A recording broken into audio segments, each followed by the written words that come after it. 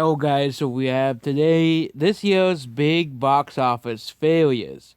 So this year's big box office failures, well, yep, the big box office failures of the year. Number one is Chaos Walking, no surprise that flopped. But now we get into the movies that absolutely dropped the ball. We'll go over the movie that we talked about before, Spirit Untamed. Spirit Untamed is a big, massive box. It's a flop.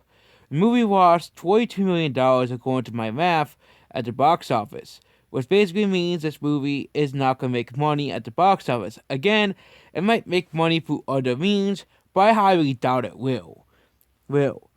But these are not a box office covers that will not make back the money. So first movie is Wire.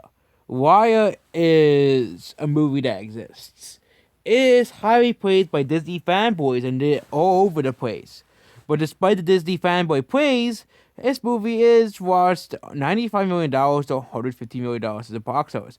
Yeah, it may have made like $50 to $60 million on Disney Plus, but even with Disney Plus, this movie still will have lost money. Next is In the Heights.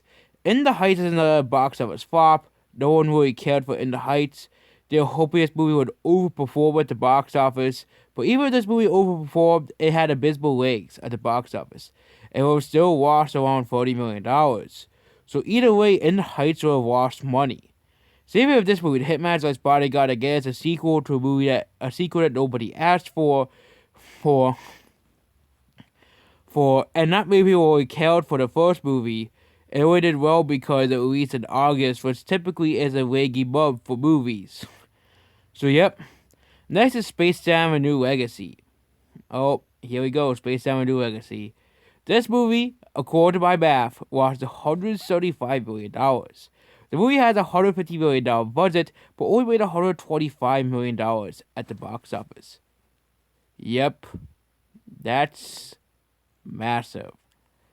I'm not gonna go, and yeah, I discussed why this movie flopped.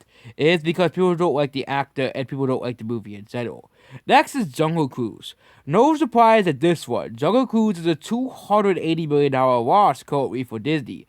The loss will most likely be reduced to around 150 to 140 million at the end of its box office run, and it's showing signs of actually having wings, unlike Space Jam: A New Legacy. Again, it's funny how no one talked about Space Jam: A New Legacy dropping 69% at the box office. Oh, and that's because they're still talking about freaking He-Man. Like, get over it. He-Man's a dead franchise.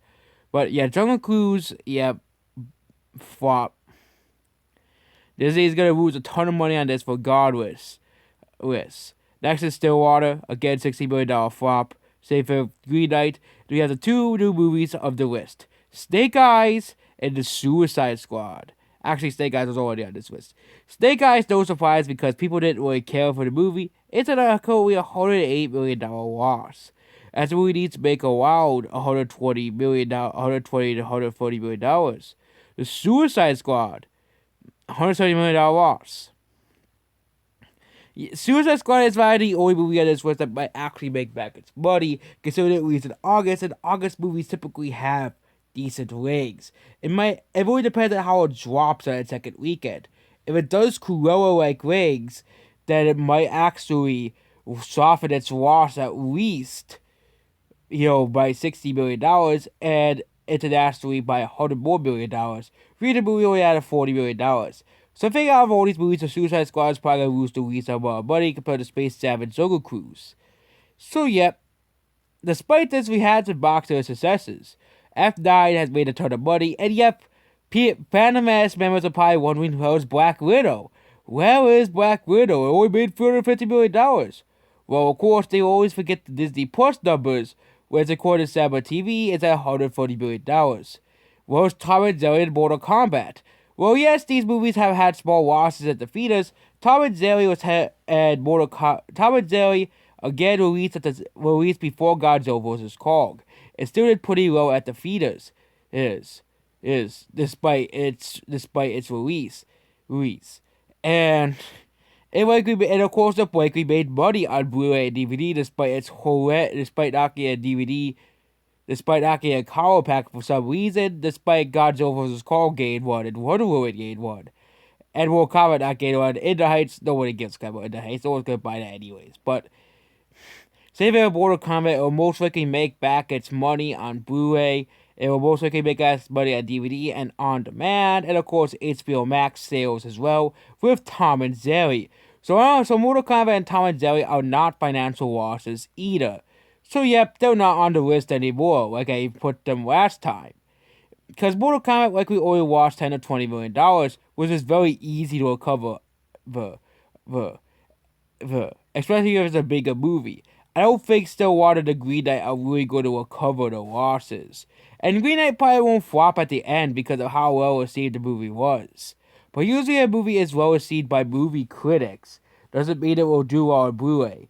People who watch movies on Blu-ray typically buy movies that are considered that usually are just more about action, not about, philosophical questions that nobody gives a crap about.